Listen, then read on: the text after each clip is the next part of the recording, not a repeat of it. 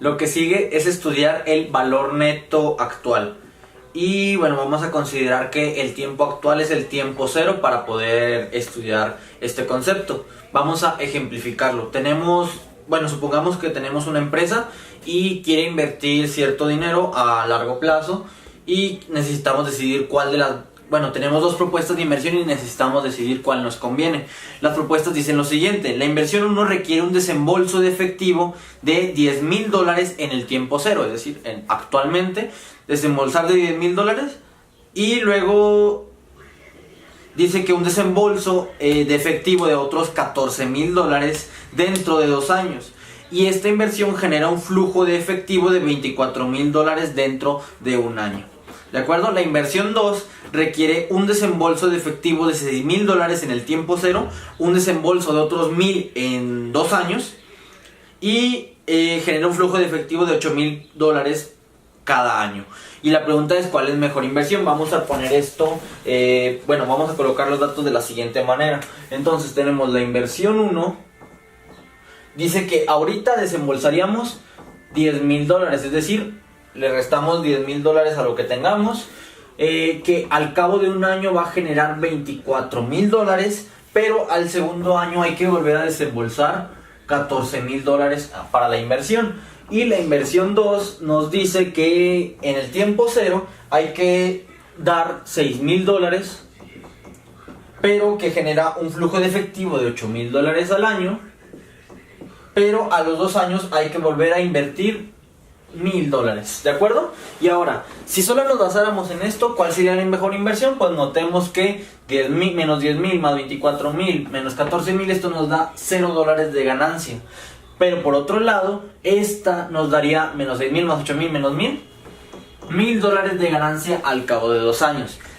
Si nuestra decisión fuera solamente basada en este bastante simple cálculo, pues no hay que pensarle mucho como que para elegir la inversión 2. Sin embargo, este no es un método muy utilizado. ¿Por qué? Por lo siguiente.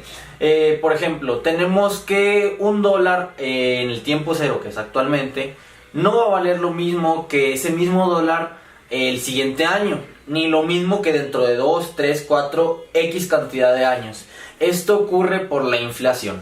Entonces, para hacer un mejor cálculo de cuál inversión me conviene más a largo plazo, se calcula el valor neto actual del dólar. Es decir, por ejemplo, ¿cuánto va a valer mi dólar actualmente en 2 años? ¿Sí? Y vamos a modelarlo de la siguiente manera. Entonces, supongamos que dentro de 1 año, $1 vale ahora 1 más R dólares. ¿Sí? Donde R es la tasa de interés anual. ¿Sí? Entonces dijimos que en 2 años, dentro de 2 años, ese mismo dólar que yo tengo ahorita equivaldría a 1 más R al cuadrado dólares, donde dijimos que R era la tasa de interés. Y así podríamos continuar. Dentro de, por ejemplo, K cantidad de años, nuestro dólar va a valer 1 más R a la K dólares. Y si lo querríamos ver como que al revés, es decir, si yo en 1 año voy a tener $1, ¿cuánto vale ese dólar actualmente? Va a valer lo siguiente: $1 recibido en K años actualmente tiene un valor de 1 sobre 1 más R a la K. ¿Sí? Es decir, simplemente invertimos esta fórmula. Al invertirla, pues se tiene que poner un 1 arriba y esto iría en el denominador. En cuenta esta fórmula, vamos a averiguar cuál de las dos inversiones nos conviene más. Para ello vamos a suponer que la tasa de interés, o sea, R, vale 0.2, es decir, la tasa de interés es del 20% anual. ¿Cuánto va a ser mi valor neto actual para la primera inversión? Lo escribimos aquí: valor neto actual 1. La fórmula se calcula de la siguiente manera: se calcula lo que doy en el tiempo cero más, ahora sí nos vamos por año. Es decir, esto lo recibía yo en un año, lo pongo aquí, 24,000, pero esos $24,000 actualmente valdrían sobre 1.2 a la 1, ¿verdad?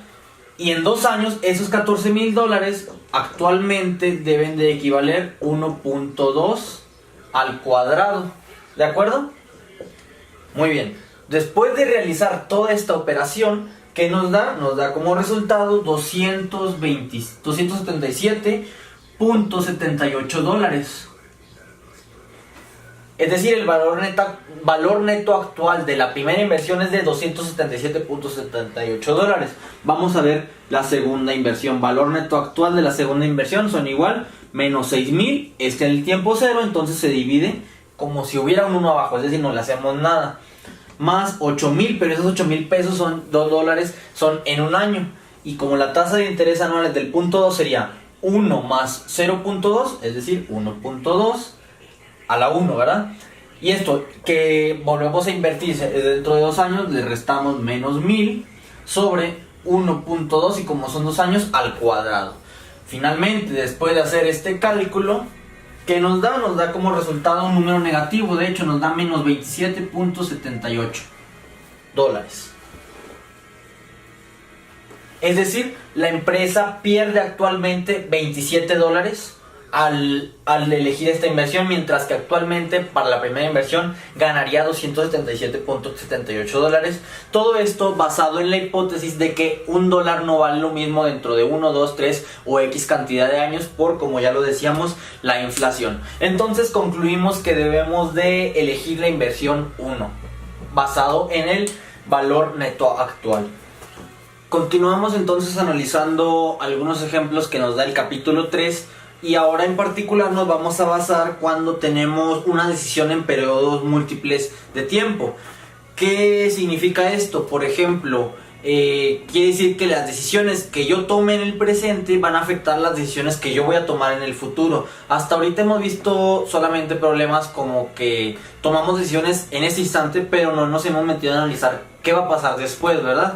Este sí es el caso de este ejemplo. Vamos a tomar el ejemplo de una compañía que produce botes de vela que se fabrican por trimestre para satisfacer cierta demanda. Entonces, la demanda durante cada uno de los siguientes 4 trimestres es como sigue. De hecho, ya la tengo aquí anotada. En el primer trimestre necesitamos satisfacer la demanda de 40 botes. En el segundo 60, en el tercero 75 y en el cuarto trimestre 25. Nos dice además que al inicio del primer trimestre ya tenemos 10 botes de inventario. ¿De acuerdo?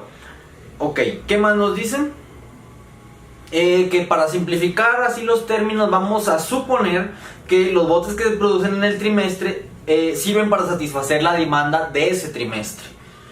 Ahora, ¿qué más? Sailco, que así se llama la compañía, fabrica hasta 40 botes con mano de obra en turno regular por trimestre. Sin embargo, pueden hacer más de 40 botes, pero eso ya sería con trabajo, mano de obra trabajados en tiempo extra. Los botes que produce Sailco con mano de obra en tiempo de regular le cuestan a la compañía $400, mientras que cada bote producido con mano de obra en tiempo extra le cuesta a la compañía $450 por unidad. Y además, al final de cada trimestre, después de la producción y cumplir con la demanda, obviamente pueden sobrar botes, ¿verdad? Entonces tiene un costo de $20 por almacenamiento. La finalidad de este problema es determinar un calendario de producción de manera que minimicemos los costos de esta empresa. ¿De acuerdo? Ok, entonces hay que observar algunas cosas. Lo primero que hay que hacer es definir las variables de decisión y con base en ellas vamos a poder definir la función objetivo. Durante este capítulo 3 solamente estamos proponiendo un problema de programación lineal. No lo estamos resolviendo, eso nos vamos a encargar hasta el capítulo 4 con el método simplex.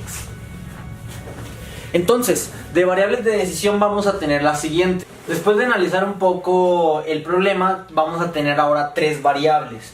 Estas van a ser las siguientes. Va a ser el número de botes con mano de obra regular que se fabrican por trimestre, número de botes con mano de obra por tiempo extra que se fabrican por trimestre y el número de botes que nos sobran al final del trimestre. Y estas variables pues al principio no se nos podrían ocurrir. ¿Cómo le hacemos para que sí se nos ocurran? Nos ponemos a observar qué es lo que quiere la empresa. Quiere minimizar costos. Bueno, entonces nos vamos a ver qué es lo que le cuesta. Y hay tres tipos de costos. Dijimos que eran $400 por producir un bote con mano de obra regular, $450 por producir una unidad con mano de obra en tiempo extra y $20 de inventario por cada bote que ya no vendamos en ese trimestre. Entonces, como son tres variables, pues aquí las vamos a definir. Pero ojo, como esto es por trimestre y tenemos 4 trimestres, entonces vamos a necesitar ponerle XT con T igual a 1, 2, 3 y 4. Es decir, como tenemos 4 trimestres, pues va a haber un X1, X2, X3, X4, Y1, Y2, Y3, Y4 y 1, y 2, y 3 y 4. Porque, por ejemplo, X1 sería número de botes con mano de obra regular producida en el primer trimestre, X2 en el segundo trimestre y así nos vamos consecutivamente. Entonces, pues ya tenemos claro quiénes son las variables de decisión. Podemos ahora sí formular nuestra función objetivo, que para simplificar, como aquí de hecho vamos a tener bastantes variables, vamos a utilizar la notación del libro que nos dice que es una Z. Z sería en este caso son $400 me costaba fabricar una unidad por trimestre. ¿Y cuántos trimestres tengo? Pues tengo 4, es decir, X1, X2, X3 y X4. Porque si recordamos, cada uno de estos representa el número de botes producidos de manera regular en cada uno de los 4 trimestres. Le vamos a sumar 450 por Y1 más Y2 más Y3 más Y4, que si no mal recordamos eran el número de botes producidos con mano de obra en tiempo extra que costaba cada uno 450. Y finalmente, ya no me cabe, ya lo escribo acá, más $20 de inventario por cada bote que me sobró y que no pudimos vender en ese trimestre. Y como hay 4 trimestres, obviamente era en este caso I1 más I2 más I3 más I4, ¿verdad? Ok, y ahora sí vamos a ver sobre qué está sujeto pues esta función objetivo, que claramente hay que minimizarla, ¿sí? Quiero definir ahora sí las variables, las restricciones. Y la primera es que los botes que producimos no pueden ser negativos, no puedo producir menos de 0 botes. Entonces cada una de estas 4 van a ser no negativas, ¿sí? Que dije, si no mal recordamos, son la cantidad de botes que producimos con mano de obra en tiempo regular.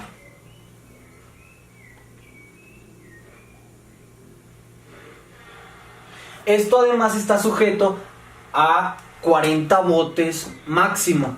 Si no mal recordamos, también en la descripción del problema decíamos que solamente con mano de obra regular podemos producir hasta 40 botes. Entonces cada uno de los 3 trimestres máximo 40 botes con las X. Las Y no tienen esa restricción, simplemente tienen una restricción de no negatividad. Es decir, yo puedo fabricar tantos botes yo quiera con mano de obra en tiempo extra, ¿sí? Los que sean necesarios, de hecho. Y ahora sí, vámonos con las Is. ¿Qué restricciones tienen las Is? Por ejemplo, vamos a ver qué pasa con I1. Si no también no se nos olvida, dijimos que al iniciar estos trimestres ya teníamos 10 botes ahí de inventario que a lo mejor sobraron del año pasado. Bueno, entonces I1 ya tiene de por sí, serían en este caso 10 botes, ¿verdad? Ahora, vamos a ver cuántos más botes tiene. Por lo pronto, por mes tenemos esos 10 más X1, que son el número de botes producidos en tiempo regular, más Y1, el número de botes producidos en tiempo extra. ¿Ok? Pero dice que yo vendo 40 botes, que es la demanda del trimestre 1, que ya la borré, aquí estaba la tablita. Y esto va a ser la cantidad de inventario que me sobre, ¿sí? Todo esto que yo produje, más los 10 botes que ya tenía inventario y los 40 que vendo. Lo que producí extra es lo que sobra y aquí está. ¿Cómo va a ser I2 el inventario para el final del segundo trimestre? Por lo pronto tengo que considerar a I1. Es decir, los botes que no pude vender el primer trimestre, pues ya se me pasan al inventario para el segundo semestre. Por eso lo tengo que colocar aquí. Igual, más X2 más Y2. Y la demanda para el trimestre 2 era de 60, ¿verdad? Vámonos con I3, va a ser igual, va a ser lo que me sobró en el segundo trimestre de inventario más X3 más Y3, que si nos fijamos, esta es la cantidad de botes que producimos, sea tiempo extra, sea tiempo normal, y le restamos la demanda. Y por último, I4, pues de la misma manera, los que nos sobraron en el trimestre 3 más los que produzco en el trimestre 4 menos la demanda, que es de 25, ¿verdad? Y la última restricción es que las IT, vamos a llamarlas así para no escribirlas todos, las IT siempre sean no negativas, es decir, no podemos tener menos 4 botes de inventario, ¿verdad? Y bueno, pues este sería el problema ya propuesto, minimizar esta función sujeto a estas restricciones. Y pues aquí, ¿dónde está eso de que afectan las decisiones futuras en base a la que yo tome? Están en estas restricciones. ¿Cómo afecta? Depende, yo cuánto elija producir el primer mes es lo que me va a sobrar. O a lo mejor no me va a sobrar, a lo mejor produzco exactamente los 40 botes que necesito, ya no me sobra, ya no tengo gastos de inventario, ¿verdad? Y entonces esta I1 valdría 0, siempre y cuando producí exactamente los 40 botes que me pedían. Caso contrario, que si produzco de más, pues eso ya me afecta para mi inventario en el segundo trimestre. Y así nos vamos a ir consecutivamente. Es por eso que hay que tomar una mejor decisión para, en este caso, minimizar los costos de la empresa. Vámonos con el último ejemplo de este capítulo 3 y es la programación lineal en varios periodos de tiempo.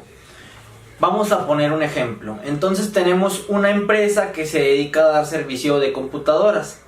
Y para ello pues necesitan técnicos y horas disponibles de los técnicos.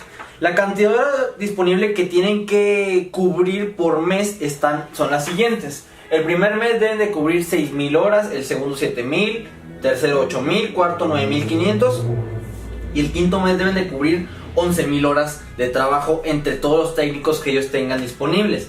Nos dice que al principio del primer mes hay 50 técnicos disponibles para cubrir esas 6,000 horas. Sin embargo, como va aumentando la cantidad de horas, obviamente necesitamos más técnicos que nos apoyen. Para ello pues se van a contratar nuevos técnicos, pero necesitan una capacitación. La capacitación dura un mes, ¿sí? Y ahora, cada técnico de estos 50 que ya están capacitados, vamos a llamarle técnicos expertos, puede cubrir hasta 160 horas por mes, ¿sí? Y ahora, regresando a los técnicos contratados, dijimos que necesitan un mes de capacitación. Y ¿qué más? Además, un técnico experimentado debe de supervisar a los nuevos por 50 horas. Cada técnico experimentado gana $2,000 al mes y cada técnico durante el entrenamiento gana solamente $1,000 al mes. Si al final del mes el 5% de los técnicos que ya están capacitados deciden renunciar, necesitamos formular un problema de programación lineal que nos minimice el costo de mano de obra y podamos satisfacer esta demanda. Entonces, pues tenemos varios datos por ahí como que están volando, pero lo primero que tenemos que hacer pues es tener en claro cuál es la función objetivo. Antes de eso hay que ver las variables de decisión y como una vez más queremos minimizar el costo de la empresa, pues vamos a ver qué es lo que nos está generando costos. Lo que nos genera costos pues es en este caso el sueldo de los técnicos experimentados que ganan $2,000 y el sueldo de los nuevos técnicos que ganan $1,000, ¿sí? Entonces pues en base a eso pues vamos a poder definir nuestra función objetivo de la siguiente manera. La voy a escribir aquí, si me cabe. Otra vez tomo Z. Dijimos que eran $2,000 por mes para los técnicos experimentados. Oh, chingüetes, me equivoqué. Entonces, con base en eso, en lo que nos está generando costos, vamos a definir las variables de decisión. Vamos a llamar XT a el número de técnicos experimentados en el mes T, donde T obviamente puede ser 1, 2, 3, 4, 5, es decir, aquí tenemos 5 variables de decisión. Vamos a llamar YT a el número de técnicos nuevos en el mes T, es decir, el número de técnicos nuevos en el mes 1, en el mes 2, 3, 4 y 5, ¿verdad? Ahora, observemos que esta cantidad al paso de un mes va a pasar para acá arriba. ¿Por qué? Porque dijimos que toma un mes capacitarse a los nuevos técnicos para que se conviertan en experimentados. Bueno, entonces ahora sí podemos definir nuestra función objetivo con base en lo que nos está generando costos. Dijimos que eran $2,000 por mes por cada técnico experimentado. Es decir, como tenemos X1 técnicos experimentados en el primer mes, lo vamos a multiplicar por X1. Así también para X2, 2,000 por X2.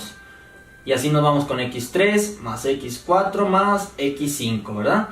Y ahora vamos a sumarle los $1,000 que nos genera de costo los nuevos técnicos por mes, que dijimos que era Y1, Y2, Y3, Y4 y Y5. Y como esto es lo único que nos genera costos, pues aquí habríamos terminado y hay que minimizar esta función objetivo. Vamos a ver a qué está sujeta.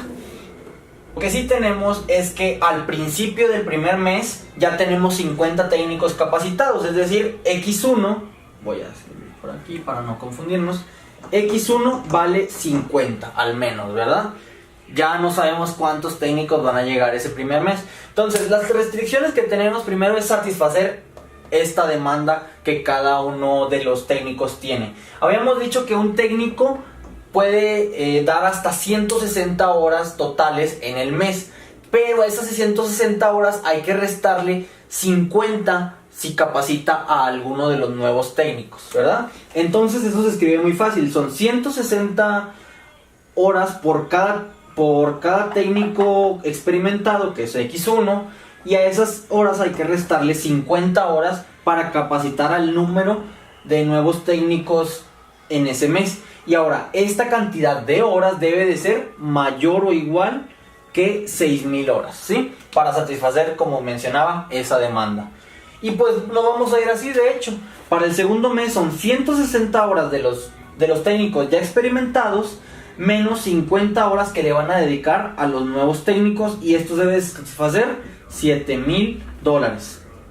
Bueno, así le continuamos para cada uno de estos, para ya no escribir tanto, hasta el X5, es decir, 160 horas por X5 menos 50 horas que le dedican al Y5, esta es una Y, es decir, a la cantidad de nuevos técnicos, y esto debe de satisfacer 11,500 horas. Hay otra restricción también, si no mal recordamos, habíamos dicho que el 5% de técnicos experimentados se va al final de mes. ¿Por qué razón? ¿Quién sabe? Pero pues eso nos da el problema, ¿verdad? Entonces, ¿cuántos nuevos técnicos vamos a tener para el mes siguiente? ¿O cuántos vamos a necesitar? Se va a ver de la siguiente manera. Como el primer mes ya lo tenemos, en este caso va a ser, X2. X1 ya tenemos cuánto es. Pero para X2 no sabemos cuántos técnicos debo de tener yo capacitados para que me cubran estas horas, ¿verdad? Entonces va a ser lo siguiente. Voy a tomar el 95% de los técnicos anteriores, se quedan conmigo, y ese 95% es de los técnicos experimentados, es decir, de X1, que aquí sí lo conozco, son 50, pero lo pongo como X1, ¿verdad? Más la cantidad de nuevos reclutas que estuvieron capacitándose durante el primer mes, porque si no mal recordamos también había mencionado que al segundo mes ya esos técnicos se convierten en expertos. Entonces, este número me dice la cantidad de técnicos expertos en el segundo mes. Lo mismo, para el tercer mes yo necesito cierta cantidad de técnicos expertos, va a ser 0.95 por X2, que es el 95% de los técnicos expertos que estaban en el mes 2, más los que llegaron en ese mes y ahora para el tercer mes ya son expertos. Nos vamos igual, 0.95 X3 más Y3, y finalmente para el quinto mes van a ser 95% de los técnicos que yo tenía en el cuarto mes más los nuevos que llegaron en el cuarto mes, ¿verdad? Y obviamente las restricciones de no negatividad, YT mayor o igual que 0, pues porque claramente no puedo tener menos de 0 técnicos, ¿verdad? Y bueno, entonces con estas restricciones se resuelve ese problema de programación lineal. Como mencionaba, ya eso nos meteremos con el siguiente capítulo al método de resolución de estos problemas. Por lo pronto, hasta aquí sería todo con el capítulo 3.